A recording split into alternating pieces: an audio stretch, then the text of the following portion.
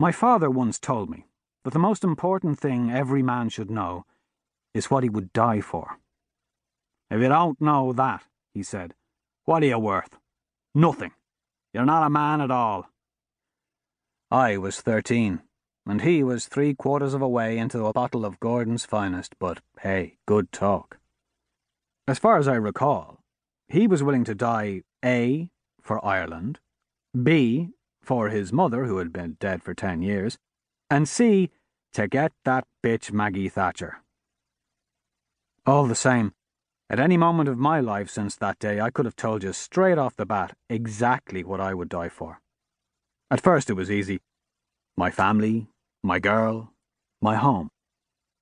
Later, for a while, things got more complicated. These days they hold steady, and I like that. It feels like something a man can be proud of. I would die for, in no particular order, my city, my job, and my kid. The kid is well behaved so far. The city is Dublin, and the job is on the Undercover Squad, so it may sound obvious which one I'm most likely to wind up dying for, but it's been a while since work handed me anything scarier than a paperwork megaturd. The size of this country means a field agent's shelf life is short. 2 ops, maybe 4, and your risk of being spotted gets too high. I used up my 9 lives a long time back. I stay behind the scenes, for now, and run operations of my own. Here's the real risk in undercover. In the field and out. You create illusions for long enough, you start thinking you're in control. It's easy to slide into believing you're the hypnotist here, the mirage master, the smart cookie who knows what's real and how all the tricks are done. The fact is, you're still just another slack-jawed mark in the audience. No matter how good you are, this world is always going to be better at this game. It's more cunning than you are. It's faster. And it's a whole lot more ruthless. All you can do is try to keep up, know your weak spots, and never stop expecting the sucker punch. The second time my life geared up for the sucker punch, it was a Friday afternoon at the beginning of December. I'd spent the day doing maintenance work on some of my current mirages.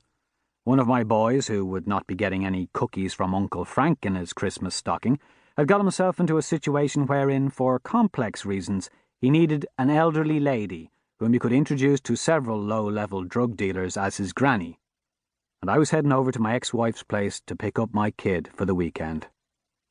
Olivia and Holly live in a jaw-droppingly tasteful semi-D on a manicured cul-de-sac in Dalkey. Olivia's daddy gave it to us for a wedding present. When we moved in, it had a name instead of a number.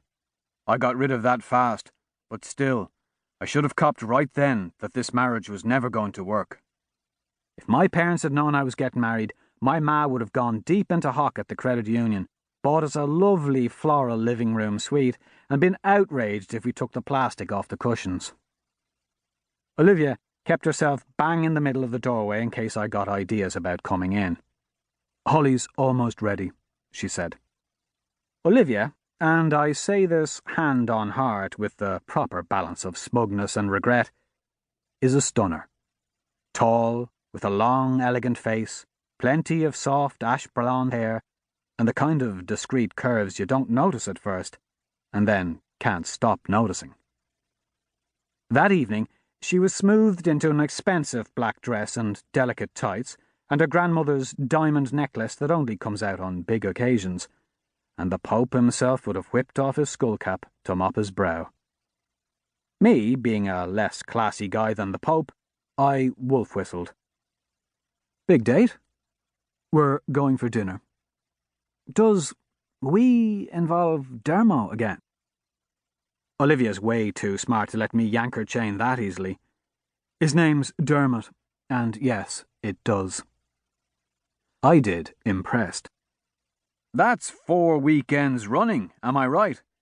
Tell me something. Is tonight the big night?" Olivia called up the stairs. "Holly, your father's here."